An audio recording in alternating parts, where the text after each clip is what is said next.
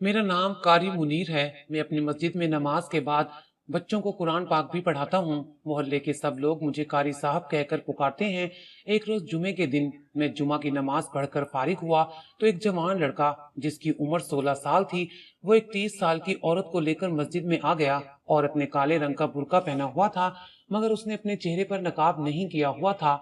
लोग उस वक्त नमाज पढ़कर मस्जिद से निकल रहे थे। उस लड़के ने मुझे सलाम किया और मेरे सामने बैठ गया। जब मैंने उस लड़के से आने की वजह पूछी तो वो कहने लगा, कारी साहब, आप मेरा निकाह इस औरत के साथ पढ़ा दें। उस लड़के की बात सुनकर मुझे बड़ा अजीब लगा, क्योंकि वो औरत उसकी माँ लग रही थी, मगर वो थी बहुत खूबसूरत। मैंने उस लड़के से कुछ मालूमात हासिल करना चाही कि तुम कहाँ से आए हो और कोई गवाह वगैरह भी साथ लाए हो कि नहीं। वो लड़का कहने लगा, मेरे साथ कोई नहीं है, हम दोनों अपनी रजामंदी से निकाह करना चाहते हैं, आप किसी भी तरह हमारा निकाह पढ़ा दें। मैंने उस औरत की तरफ देखा तो उसने भी यही कहा कि मैं अपनी मर्जी से इस लड़के के साथ निकाह करना चाहती हूँ, मगर मुझे वो दोनों मशकूक लग रहे थे। ऐसे लगता था वो दोनों घर से भागकर आए हों। कल को अगर कोई पुलिस वाला मामला हुआ तो मैं मुफ्त में रगड़ा जाऊंगा, इसलिए मैंने निकाह पढ़ने से इनकार कर दिया। तभी उस लड़के ने अपनी जेब में हाथ मारा और 1 लाख रुपए मेरे सामने रख दिए और कहने लगा, ये आपकी फीस है और मैं इस बात की गारंटी देता हूँ कि आपके साथ कोई मसला नहीं बनेगा। सच कहूँ तो मैं 1 लाख देखकर लालच में आ गया था और मैं उन दोनों का निकाह पढ़ाने के लिए राजी हो गया। वैसे भी वो दोनों अपनी मर्जी से आए थे। मैंने उस लड़के को कहा कि ठीक है, मैं निकाह पढ़वा देता हूँ, मगर इसके लिए गवाह होना लाजमी है। तुम गवाह लेकर आओ, फिर तुम्हारा निकाह हो जाएगा। वो लड़का 1 घंटे में गवाह लेकर आ गया और मैंने उन गवाहों की मौजूदगी में उस लड़के का निकाह उस औरत से पढ़ा दिया। निकाह के बाद वो दोनों वापस चले गए, लेकिन कुछ दिनों के बाद फिर एक अजीब वाकया हुआ जिसने मुझे दोबारा उस जोड़े से मिलवा दिया। मेरे अब्बा अम्मा हयात नहीं थे। मैं अपने फुफ्फो के घर पर रहकर पला बढ़ा था, इसलिए मैं फारिग वक्त में अपने माँ बाप की कब्र पर चला जाता था और वहां बैठकर कुरान पाक पढ़ता रहता था। आज मैं जैसे ही कब्रिस्तान के अंदर दाखिल हुआ तो मेरी नजर एक कब्र पर पड़ी जिस पर बहुत सारे फूल डाले हुए थे। मेरे दिल ने कहा कि मैं पहले इस कब्र पर फातिहा पढ़ लूं, फिर आगे निकल जाऊंगा। अभी मैं उस कब्र के पास ही बैठा था कि मेरे कान में सिसकियों की आवाज आने लगी। मैं एकदम से चौंक गया। मैंने पीछे मुड़कर देखा तो मेरी जान निकल गई, क्योंकि सामने एक औरत जिसने काला बुर्का पहना हुआ था और वो दीवार के साथ टेक लगाए मुसलसल रो रही थी। मैं उसके पास चला गया। उसका वजूद सिसकियों से मुसलसल कांप रहा था। मैं आराम से वहां खड़ा हो गया। फिर मेरे जहन में पिछले गुजरे वाकयात किसी फिल्म की मानित चलने लगे। ये बुर्का, ये हुलिया और हाथ पांव बिल्कुल उसी औरत जैसे थे जो कुछ दिन पहले मस्जिद में निकाह के लिए आई थी। उसकी रोती हुई आवाज सुनकर मैं बहुत कुछ समझ चुका था कि शायद जिससे इसका निकाह हुआ है वो मर गया है और शादी के कुछ दिन बाद ये औरत बेवा हो गई है। मैंने देखा वो मुसलसल रो रही थी। फिर मुझे वहां मौजूद पाकर पीछे मुड़ी और मुझ पर नजर पड़ते ही कहने लगी, तुम यहाँ क्यों खड़े हो? मुझे बर्बाद करके चैन नहीं आया तुम्हें? मैंने हैरत से उसकी तरफ देखा और कहा कि मैंने आपको कैसे बर्बाद कर दिया है? आप तो उस दिन अपनी मर्जी से निकाह के लिए आई थी। वो औरत कहने लगी, अरे तूने मेरा निकाह पढ़ाया था तो तूने ही मेरी बर्बादी की कहानी लिखी है। ये कहकर वो दोबारा रोने पीटने लगी और अपने हाथ कब्र पर मारने लगी। मैंने पूछा, क्या आपका शोहर मर गया है? नहीं, वो तो नहीं मरा, बस मैं मर गई हूँ। वो ये कहकर फिर से रोने लगी। बेदहानी में उसके चेहरे का निकाब हटा तो मैं उसे देखता ही रह गया, क्योंकि उस दिन मैंने उसे गौर से नहीं देखा था। वो बेहद हसीन औरत थी। उसकी उम्र शायद ज्यादा हो, लेकिन चेहरे पर इस कदर खूबसूरती थी, मैंने आज से पहले इतनी खूबसूरत औरत नहीं देखी थी। मैंने कहा, आपको इस वक्त यहाँ नहीं होना चाहिए, मगरिब का वक्त होने वाला है और यहाँ पर अच्छे लोग नहीं आते, आपका यहाँ बैठना मुनासिब नहीं है। मेरी बात सुनकर वो बोली, आप मुझे अपने घर ले चलें, मैं आपकी खिदमत करूंगी, आपके घर के काम करूंगी, लेकिन मैं दोबारा इस घर में नहीं जाना चाहती। खुदा के लिए मुझे गलत मत समझिएगा, लेकिन मैं सिर्फ और सिर्फ आपकी खिदमत करूंगी, मेरा और कोई मकसद नहीं है। मुझे सिर्फ एक पनाहगाह चाहिए, मैं आपके सब घर वालों की खिदमत करूंगी। उसकी बात सुनकर मैं चुप हो गया। मैंने उसे बताया कि तुम मेरे घर तो चल सकती हो, लेकिन खिदमत करने का मैं कुछ नहीं कह सकता। मुझे सिर्फ एक रात की पनाह चाहिए। मैं सुबह किसी और जगह चली जाऊंगी, लेकिन आप मुझे अपने घर में जगह दे दीजिए। मैं आपकी एहसानमंद रहूंगी। मुझे डर भी लग रहा था। एक अकेली औरत को मैं अपने घर में कैसे पनाह दे सकता था, लेकिन अब जाहिर है उसने बात ही ऐसी की थी और मैंने उसे खुद अपने साथ अपने घर चलने का कह दिया था। अब मैं उसे मना भी नहीं कर सकता था। मैंने कहा, आप मेरे साथ आएं, मैं आपकी हर तरह की मदद करूंगा। वो कहने लगी कि बस ये बात किसी को पता नहीं चलनी चाहिए। उसने खुद को दोबारा बुर्के में ढांप लिया। मैं वैसे तो पैदल कब्रिस्तान आया था, मगर उस औरत की वजह से अब मैंने एक रिक्शे को रोक लिया था। हम दोनों उसमें बैठ गए। थोड़ी ही देर के बाद मेरा घर आने वाला था। मेरे दिल में हजारों सवालात थे कि मैंने आखिर इस औरत की बर्बादी कैसे की। इसने तो खुद निकाह करने को कहा था और अब ये रो रही है। पता नहीं किसकी कब्र पर बैठी मातम कर रही थी। इसमें मेरा क्या कसूर है? अगर इसका शोहर मर गया है तो इसमें मेरा कोई कसूर तो नहीं है। मैं ये बातें सोच ही रहा था कि उस औरत ने मुझे हैरान कर दिया।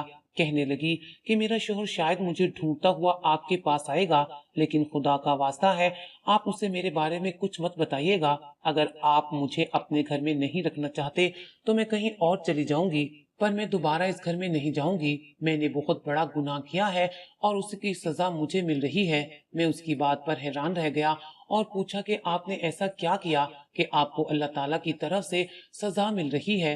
क्या आपकी इस शादी से कोई भी खुश नहीं था? मेरी बात सुनकर वो आंसू पोंछने लगी। फिर रिक्शे वाले की तरफ इशारा करके बोली, नहीं, मैं आपको अभी नहीं बता सकती। आपके घर चलकर मैं आपको सब बताऊंगी। वाकई रिक्शे वाले के सामने इतनी बातें करना मुनासिब नहीं था। थोड़ी देर के बाद हम लोग घर पहुंच गए।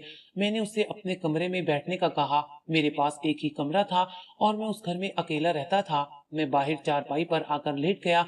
मैंने अपने एक शागिर्द को फोन कर दिया था कि वो मगरिब और इशा की नमाज पढ़ा दे।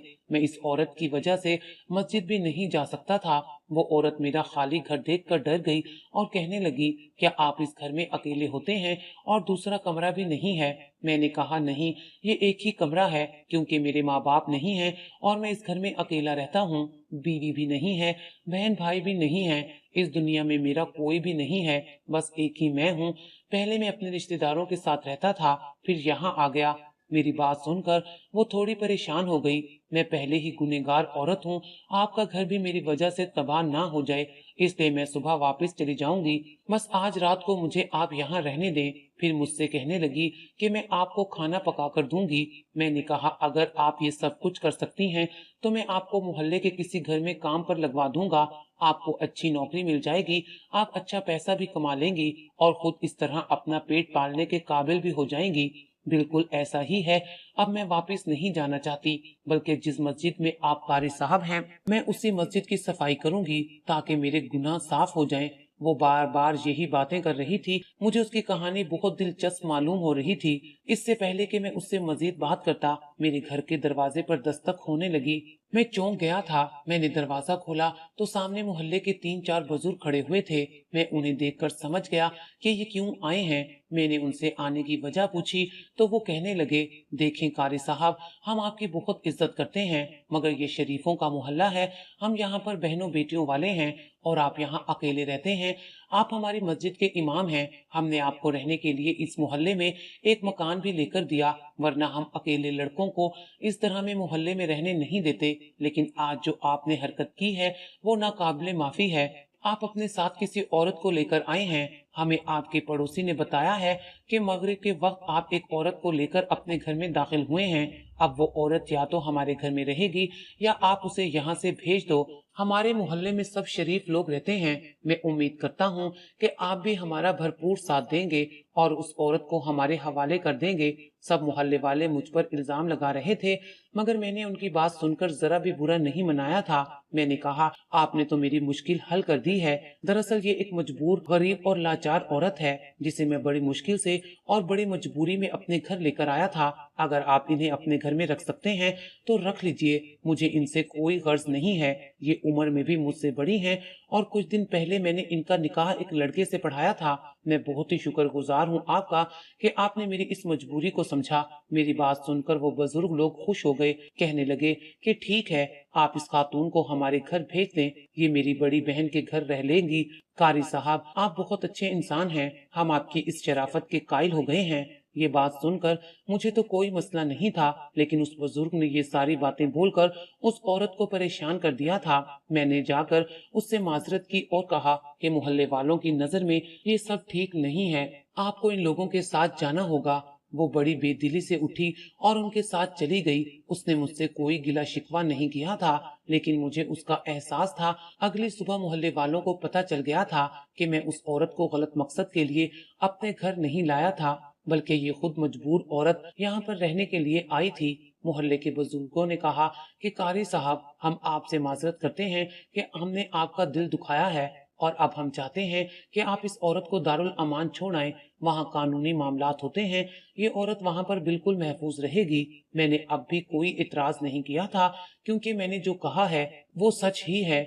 मैंने मोहल्ले में एक बुजुर्ग को साथ लिया और उस औरत को रिक्शे में बिठाया और हम लोग दारुल अमान की तरफ चल पड़े। मैंने कहा, हमारे पास ज्यादा वक्त नहीं है, आपको मुझे अपनी सारी कहानी अब यहीं सुनानी होगी, क्योंकि आप अच्छी तरह जानती हैं कि कल क्या हुआ है। मेरी बात सुनकर वो मुझसे माजरत करने लगी और बोली कि मेरी वजह से आप बदनाम हुए हैं। आप बेशक मुझे अपने साथ मत रखें, लेकिन दारुल अमान में अपनी जिम्मेदारी में मुझे वहां पर छोड़ आए, और इन्हें ये भी कह दें कि कोई मुझे लेने आए तो आप मुझे उसके हवाले ना करें। मैंने कहा, बिल्कुल इस बात की फिक्र ना करें, मैं उनसे खुद बात करूंगा। मेरी बात से वो मुतमईन हो गई और फिर अपनी कहानी सुनाने लगी। कहने लगी, कारी साहब, मैं आपको क्या बताऊं, मैं तो दुखों की मारी बदनसीब और बेहया औरत हूँ। अब मैंने ये बुर्का ओढ़ा हुआ है अपनी बेहयाई के लिए। अल्लाह से माफी मांगती हूँ, जो भी मैंने किया मेरा अल्लाह मुझे माफ कर दे। ये बात ज्यादा पुरानी नहीं है, तकरीबन 2 साल पहले की बात है, जब मेरा शोहर मुझे नजरअंदाज करने लगा था। हमारी शादी को 10 साल गुजर चुके थे। मेरा एक 6 साल का बच्चा भी था। मेरा शोहर बात बात पर मुझे ताने देने लगा कि तुम पहले की तरह खूबसूरत नहीं रही, शादी के बाद तुम्हारा रूप और था और अब तुम बदल गई हो। अब तुम अपना ख्याल नहीं रखती, नहाती भी नहीं हो, तुम अपनी सफाई का ख्याल नहीं करती। उनकी बातें सुनकर बजाय अपनी इस्लाह करने के मैं परेशान रहने लगी। एक दिन मैं छत पर जाकर अपनी सहेली से बात कर रही थी। मैंने उसको ये सारी बातें बताई। मैंने कहा कि मेरा शोहर मुझसे बहुत ज्यादा गिले शिकवे कर रहा है। कहने लगी कि तुम उसे खुद से थोड़ा दूर कर दो। मर्द को जब तक अपनी बीवी का एहसास ना हो तब तक वो उसकी कदर नहीं करता। तुम उससे दूर रखोगी तो वो तुम्हारे लिए तरसेगा। मैं भी बेवकूफ थी, मैंने अपने शोहर से दूर रहना शुरू कर दिया। जब भी उसका मूड अच्छा होता तो मैं कहती मेरी तबीयत खराब है। मैं जानबूझकर उससे लड़ना शुरू कर देती। नतीजा ये हुआ कि बजाय मुझे मनाने के मेरा शोहर रात को देर से घर आने लगा। बजाय परेशान होने के मैं उसकी इन बातों पर गुस्सा करती, और जब भी वो आता मैं उसे लड़ना शुरू कर देती। मैं उसे कहती कि तुम मेरे साथ बात नहीं करते, देर से घर आते हो, मेरा ख्याल नहीं रखते। वो मुझसे बहस भी नहीं करता था। पहले तो वो मेरे गिले शिकवों का जवाब दे देता था, लेकिन अब वो मुझसे दूर दूर रहने लगा था। मैं अब मजीद परेशान होने लगी, लेकिन इस परेशानी का फायदा किसी और ने उठा लिया। एक दिन मैं इसी तरह रो रही थी कि मेरा 16 साला देवर मेरे पास आया और कहने लगा, भाभी, भैया तो आपको बहुत ज्यादा नजरअंदाज करते हैं, यकीन जाने वो बाहर किसी औरत के चक्कर में पड़े हुए हैं। मैंने 2-3 बार उन्हें उसी औरत के साथ देखा है।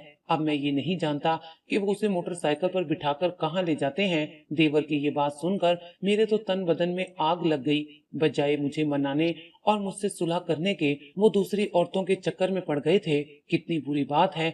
मैंने कपड़े उठाए और बेटे को शोहर के पास छोड़कर अपने मेके चली गई। वहां जाकर मैंने किसी को कुछ नहीं बताया, लेकिन मैंने शोहर को साफ कह दिया कि अब मैं आपके घर नहीं आऊंगी जब तक आप मुझसे माफी तलाफी का मामला नहीं कर लेते। वो भी मर्द थे, उन्होंने भी मुझे मनाना तो दूर की बात, मुझसे बात करना भी मुनासिब नहीं समझा, और इस सब में मेरी ही गलती थी। मेरे शोहर ने मुझे फोन करना भी छोड़ दिया। तभी एक दिन मेरा देवर मुझे लेने के लिए मेके आया और कहने लगा, भाभी, आपको मैं एक ऐसी जबरदस्त स्कीम बताऊंगा। मैं अपने देवर की बात सुनकर खुश हो गई।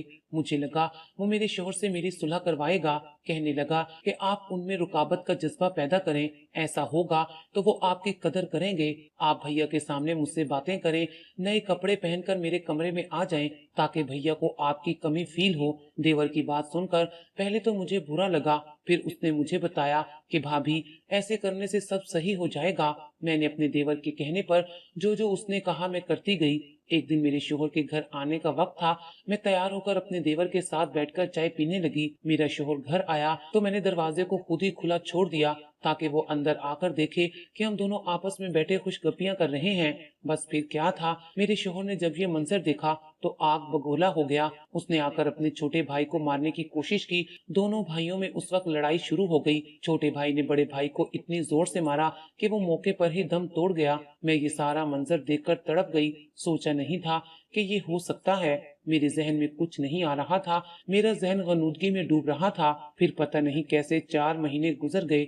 मेरी इद्दत का वो लम्हा भी गुजर गया जो कि बहुत तकलीफ दे था। मैंने अपने शोहर को खो दिया था। मैं गुनहगार औरत बन गई थी जिसने अपनी बेवकूफी से, अपनी बदतमीजी से अपने घर को उजाड़ा। उसके बाद मेरे देवर ने मुझसे कहा कि भाभी, अब आपको मुझसे निकाह कर लेना चाहिए, वरना इस घर में रहने का तो कोई जवाज नहीं बनता। मैं भी अपने मेके वापस नहीं जाना चाहती थी। मैंने अपने देवर से निकाह करने का फैसला किया। मेरे देवर ने कहा कि हम ये निकाह खुफिया रखेंगे। उसने पहले भी सबको यही कहा था कि मेरा शोहर एक्सीडेंट में फौत हुआ है। मेरे पास कोई रास्ता नहीं था। हमने आपस में निकाह कर लिया।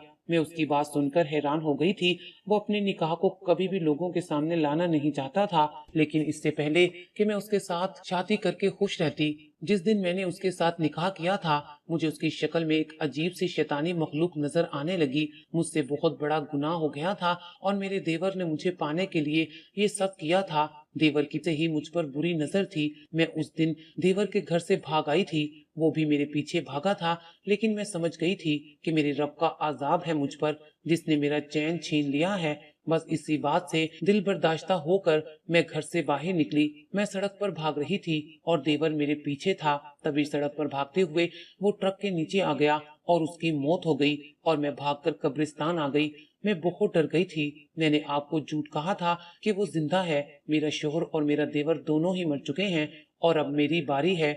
मैं खुद को बहुत गुनहगार समझती हूँ। उम्र भर तौबा में गुजारना चाहती हूँ। उस औरत की बात सुनकर मैं खामोश हो गया। मुझे वो आयत याद आने लगी जिसका मफहूम है कि इंसान खसारे में है, बेवकूफ और नादान है। वो शैतान की चालों में बड़ी आसानी से आ जाता है। मैं उस औरत को दारुल अमान में छोड़कर वापस आ गया था। आखिर में मैं बस यही कहूँगा कि अल्लाह ताला हम सबको सीधे रास्ते पर चलने की तौफीक अता फरमाए।